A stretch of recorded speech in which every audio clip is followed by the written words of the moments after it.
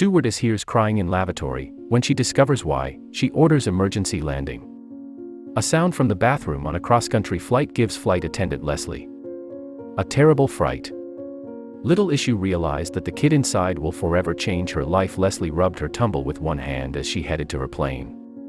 She had a throbbing headache to remind her of the night she'd spent partying at one of the hottest clubs in Atlanta. Amy, Leslie called when she saw her fellow flight attendant. "Please tell me you have some headache pills." Amy looked at Leslie and rolled her eyes. "Of course I do, but you should know better than to party the night before a cross-country flight." "What else am I supposed to do?" "Visit museums." Leslie sighed. "At least partying keeps me distracted." Amy gave Leslie a friendly nudge and the women boarded the plane together. "One day everything will work out for you, Leslie," Amy said. "Just have faith." Leslie and Amy immediately got to work preparing for the passengers to board, then doing the safety demonstration and ensuring all the passengers settled in. Finally, Leslie crept to the galley and dragged her headache pills. "I wonder if Amy will mind if I lie down in the rest quarters for a bit," Leslie soon. She was heading off to speak to her colleague when an odd sound stopped her in her tracks. Leslie paused, listening hard. A moment later, she decided she must have imagined it. Maybe Amy was right about her partying too much. She'd already planned to hit several clubs when they touched down in LA, but perhaps she'd take it easy and skip a few of them. When Leslie passed the bathroom door, she heard a high-pitched meowing sound again. There was no way there was a cat on the plane, so it had to be a child crying. Amy knocked on the bathroom door, and when nobody replied, she opened the door and peeped inside. A second later, she screamed. A moment later, Leslie realized the shuddering bundle had frightened her was a young boy. He'd been crying and looked up at her with tearful eyes. "Don't do that," Leslie said to the young boy, who'd surprised her. "What are you doing in here?" The boy hugged his knees and started crying again now that she was over the shock. Leslie felt sorry for the boy. She crouched down in front of him. "I'm sorry," I shouted. Leslie said, "You gave me a fright." "I'm Leslie." "What's your name?" The boy sniffed. "My name's Ben." Leslie held the boy up. She let him sit in one of the crew jump seats while she searched for the passenger list for his name. It was probably a boy's first time on a plane when he didn't seem to enjoy it. Leslie frowned. She checked the passenger list again, but still didn't find the boy's name. It had been far too long since Leslie had last had to comfort a child. The thought filled her with longing for her home, but now is the time to think about that. She sat beside Ben and put her hand on his arm. "Man, sweetie, are you lost? I can help you if you tell me where to find your family." Ben let out a psalm. He was hugging a paper bag to his chest. Leslie noticed it set her nerves on edge because of all the horror story she'd heard about substances brought onto flights. "What's in the bag, Ben?" Leslie asked. "It's Granny's medicine." The boy replied, "She's going to die without this medicine and it'll be all my fault." Over the next few hours, Leslie managed to coax the whole story out of Ben. He was the youngest boy in a large family. While his older brothers spent most of their time playing sports and getting into scrapes, Ben dreamed of becoming a scientist. His mom hadn't appreciated the explosive side effects of Ben's quest to discover a cure for all diseases. He dearly hoped to make his mother proud and earn a hug from her, but instead she made him sit in the corner.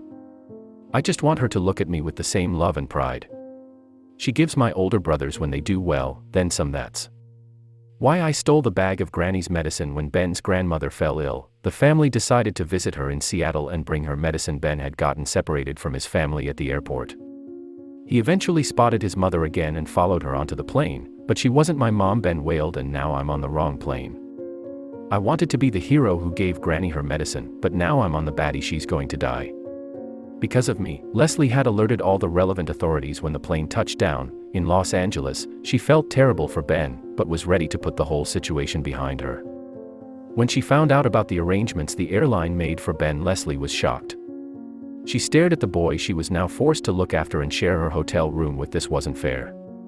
She made a list of clubs to check out in LA, but now she had to babysit. Instead, several times she texted Amy and her other colleague Brandon, but neither of them was willing to mind Ben for her. She'd even considered searching for a local babysitter but realized she couldn't afford it. She had to save as much as possible to send home. The pair were silently eating on pizza. Leslie ordered for dinner. When the phone rang, she answered and her stomach dropped. When she heard what the caller said, "My baby's sick," Leslie asked what happened. "Mom, Joe was doing well. The last time we spoke, have you taken him to a doctor?"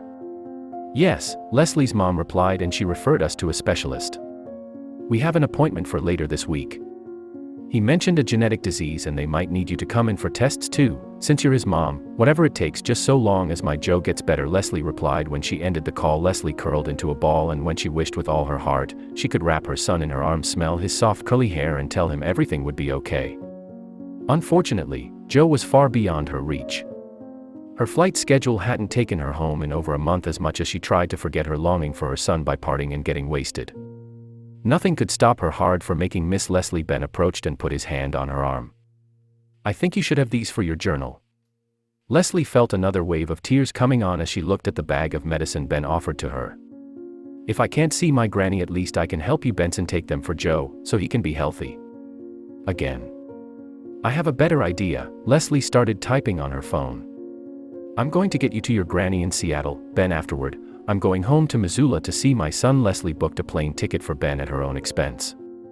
She then organized leave and arranged to accompany Ben on his flight while on her way home. I'm scared, Ben said, as he and Leslie boarded their flying. What, if Granny's already dead because of my mistake? Mom will never love me. Then Leslie ruffled the boy's hair. Your mama's always loved you, Ben, and she always will. That's what parents do.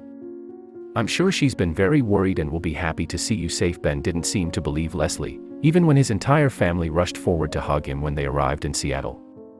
Leslie looked on as Ben's mom smothered him with kisses and swore never to ignore him again. Unfortunately, Leslie's reunion with her family was less cheerful. She was shocked to see how pale and thin Joe would become since she last saw him. He felt so fragile in her arms. Leslie stayed up late that night talking to her mom and going over the various tests the doctors had run. She felt overwhelmed, helpless, and incredibly guilty when she finally retired for the evening. Leslie crept into Joe's room and curled up next to him. She buried her face in a soft, coconut-scented hair and promised him herself and God to do whatever it took to see her son healthy and happy again. As the days drew on, Joe's condition didn't improve. The specialist couldn't figure out what was wrong with the boy. In the meanwhile, he seemed to grow weaker every day. Leslie put in for extra days on her leave, but the airline wasn't very understanding. They refused to pay her for the time off, even though Joe was sick. After another week of caring for Joe and paying for doctor's visits, money was getting tight. Leslie's mom was on a pension and had always relied on Leslie to pay for Joe's needs. While she cared for the child, now the woman needed to figure out how to proceed. Maybe I can get a job here, Leslie said. Maybe something that pays better. It's worth looking at any rate. And Leslie's mom shrunk. If it comes to it, I can sell the house. Just then there was a knock at the door that changed everything.